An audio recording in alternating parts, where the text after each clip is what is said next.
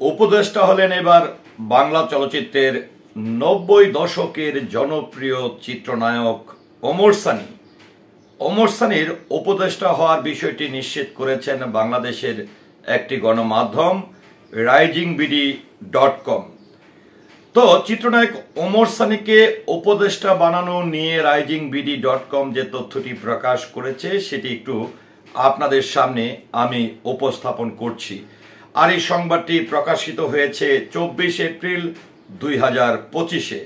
তো চলুন জেনে নেই ওমর সানির উপদেষ্টা হওয়ার আসল তথ্য এবং গল্পটি। ৯০ দশকের রূপালী পর্দা কাঁপানো জনপ্রিয় চিত্রনায়ক ওমর সানি বর্তমানে চলচ্চিত্রে খুব একটা নিয়মিত না হলেও নানা রকম ব্যবসায়িক কর্মকাণ্ডে ব্যস্ত সময় পার করছেন। এবার নতুন আরেকটি পরিচয়ে হাজির হলেন এই জনপ্রিয় অভিনেতা। সম্প্রতি গোল্ড স্যান্ডস গ্রুপের উপদেষ্টা হিসাবে তিনি দায়িত্ব পালন করছেন। risingBD-কে এইসব তথ্য নিশ্চিত করেছেন ওমর সানি নিজেই এবং নিশ্চিত করে তিনি বলেছেন, গোল্ড স্যান্ডস গ্রুপ অ্যাডভাইজার হিসাবে যুক্ত হয়েছি, গুলশানে অফিস নিয়মিত বসছি, আশা করছি ভালো কিছু হবে। চলচ্চিত্রে অভিনয় থেকে কিছুটা দূরে থাকলেও সমাজ ও দেশের উন্নয়নে ভূমিকা রাখার ইচ্ছা থেকেই নতুন দায়িত্ব গ্রহণ করেছেন বলে জানান ওমর সানি।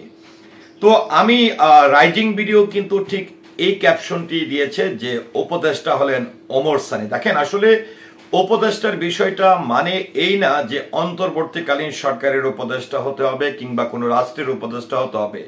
উপদেষ্টা বলতে কোনো একটি সুনামধন্য ব্যক্তির উপদেষ্টা হতে পারে, কোনো একটি কোম্পানির উপদেষ্টা হতে পারে। আজকে তিনি যেহেতু একজন ৯০ দশকের জনপ্রিয় চিত্রনায়ক, তিনি উপদেষ্টা কিন্তু প্রত্যেকটি সংগঠনের থাকে, প্রত্যেকটি জায়গারও কিন্তু অনেক উপদেষ্টা থাকে, প্রত্যেকটি এমপি মন্ত্রীর উপদেষ্টা থাকে, ঊর্ধ্বতন কর্মকর্তাদের উপদেষ্টা থাকে,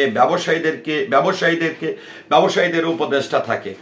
তো সেই প্রেক্ষাপটে আসলে যেহেতু বাংলা চলচ্চিত্রের জনপ্রিয় চিত্রনায়ক ওমর সানি সাহেব অনেক দিন ধরেই তিনি আগের মতন পর্দায় নিয়মিত নেই, সেক্ষেত্রে অবশ্যই যারা ফ্যান ফলোয়ার আছেন কিংবা চলচ্চিত্র প্রেমীরা আছেন তাদের কিন্তু একটি জানার আগ্রহ থাকে যে আসলে আমার প্রিয় অভিনেতা বা আমার প্রিয় নায়ক তিনি যেহেতু এখন নিয়মিত সিনেমার পর্দায় দেখা যাচ্ছে না, তিনি কেমন আছেন, কি করছেন।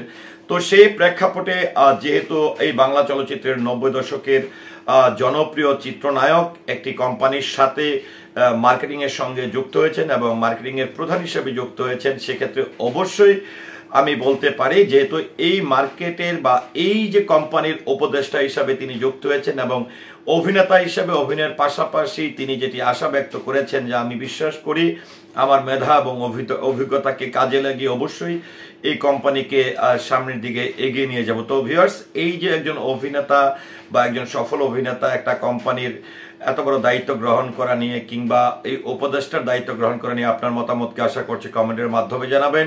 সেই সাথে অবশ্যই পুরো ভিডিওটির সঙ্গে থাকার জন্য অসংখ্য ধন্যবাদ। আসসালামু আলাইকুম।